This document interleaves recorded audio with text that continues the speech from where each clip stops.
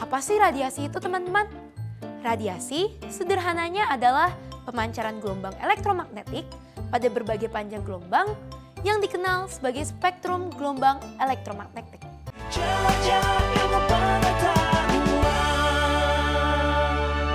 Secara umum, ada dua tipe pemanas air. Yang pertama, menggunakan tekanan tinggi. Dan yang kedua, menggunakan tekanan rendah. Pada video ini, kita akan fokus pada tipe kedua.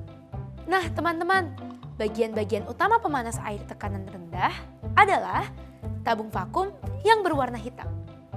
Kemudian ada tabung besar yang menyambung ke tabung-tabung vakum. Di atas tabung besar ini, teman-teman, ada satu tabung kecil lagi. Tabung kecil ini berguna untuk mengatur air yang masuk ke tabung besar. Nah, teman-teman, mari kita ikuti proses pemanasan air pada alat ini. Kalian tahu kan, matahari kita itu panas sekali. Suhu permukaannya saja sekitar 5.770 Kelvin atau sekitar 5.500 derajat Celcius. Panas matahari sampai ke bumi lewat proses yang dikenal sebagai radiasi. Apa sih radiasi itu, teman-teman? Radiasi sederhananya adalah pemancaran gelombang elektromagnetik pada berbagai panjang gelombang yang dikenal sebagai spektrum gelombang elektromagnetik. Dari spektrum-spektrum ini, yang kita bisa lihat adalah cahaya tampak. Tapi sebenarnya ada juga cahaya ultraviolet dan inframerah. Dan juga ada spektrum-spektrum lainnya. Tahu nggak, teman-teman? Proses perpindahan panas secara radiasi tidak membutuhkan materi perantara. Makanya cahaya matahari bisa sampai ke bumi. Walaupun antara matahari dan bumi praktis kosong atau vakum. Daya yang dipancarkan suatu benda sebanding dengan pangkat 4 dari suhu benda tersebut dalam satuan Kelvin. Dikali dengan luas permukaan benda. Nah, teman-teman, dengan mengetahui suhu permukaan matahari dan memperhitungkan jarak matahari ke bumi, serta jari-jari matahari, maka kita bisa memperoleh suhu maksimal yang bisa dicapai oleh pemanas air. Kemudian, teman-teman, tabung-tabung vakum yang berisi air menangkap radiasi dari matahari pada semua spektrum. Bukan hanya cahaya tampak. Jadi, walaupun matahari tertutup awan, pemanasan masih terjadi ya. Oh ya, kenapa tabungnya disebut tabung vakum? Begini, teman-teman. Jadi, antara bagian dalam yang warnanya hitam serta berisi air dan bagian transparan di sisi luar ada suatu celah vakum. Tujuan adanya celah ini adalah agar tidak terjadi pertukaran kalor dengan udara di sekitar tabung. Lalu, teman-teman, kenapa kalau kita jemur seember air pada siang hari, airnya dalam ember tidak bisa panas sekali? Paling-paling airnya jadi agak hangat saja kan? Nah, ini berhubungan dengan konsep benda hitam. Perhatikan bahwa tabung vakum dibuat berwarna hitam. Semakin hitam satu benda, semakin besar kemampuan bahan itu menyerap radiasi. Makanya, teman-teman, kalau hari terik jangan pakai baju warna hitam ya, kalau tidak mau kepanasan. Sekarang kita urai yuk. Setelah air dalam tabung vakum jadi panas, lalu apa proses selanjutnya? Dari termodinamika, kita tahu bahwa bahan yang suhunya naik biasanya akan memuai. Air yang memuai akan memiliki massa jenis yang lebih rendah dan akan mengalir ke sisi atas. Karena tabung-tabung vakum ini tersambung dengan tabung besar, maka air dari tabung besar yang lebih dingin akan mengalir ke bawah.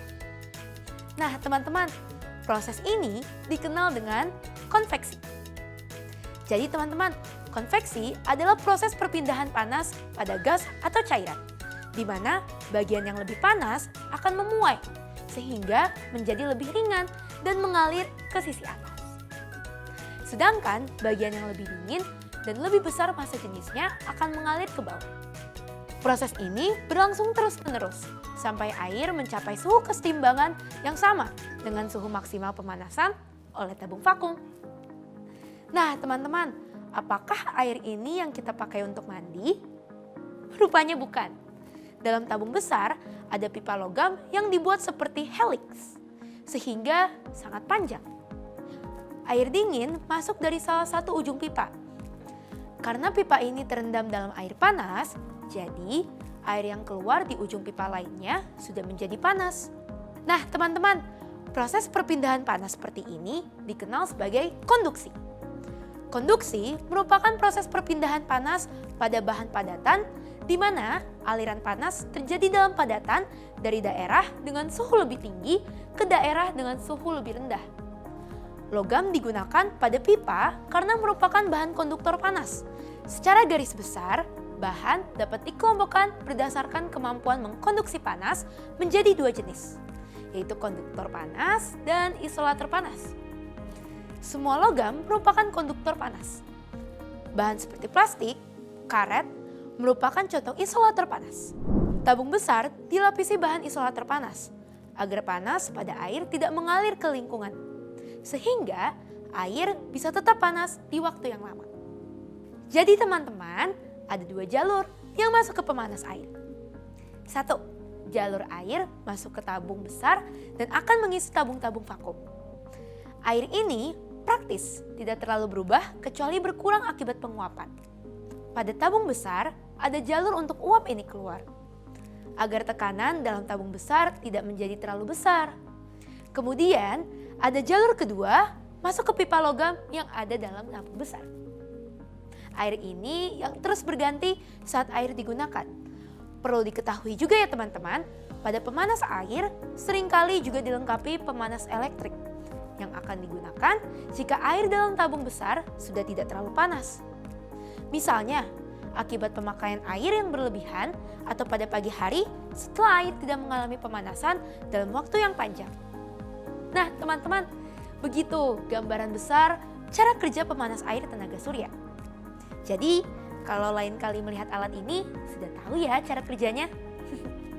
Supaya belajar kita makin seru, Angel kasih kuis ya teman-teman. Jangan lupa dijawab yang benar, supaya nanti kalian bisa dapat hadiah yang menarik. Dan jangan lupa, jawabannya mention ke Instagram Jelajah Ilmu Pengetahuan. Oke teman-teman?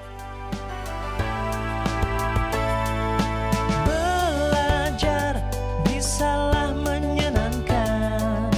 Kimia, fisika, matematika, biologi, serta bahasa Inggris menjelajahi dengan cara asik. Betapa besar dunia kita, penuh teka-teki. Kalau gitu, sampai di sini dulu ya pertemuan kita di Jelajah Ilmu Pengetahuan. Sampai ketemu di Jelajah Ilmu Pengetahuan berikutnya. Sampai jumpa teman-teman. Bye-bye.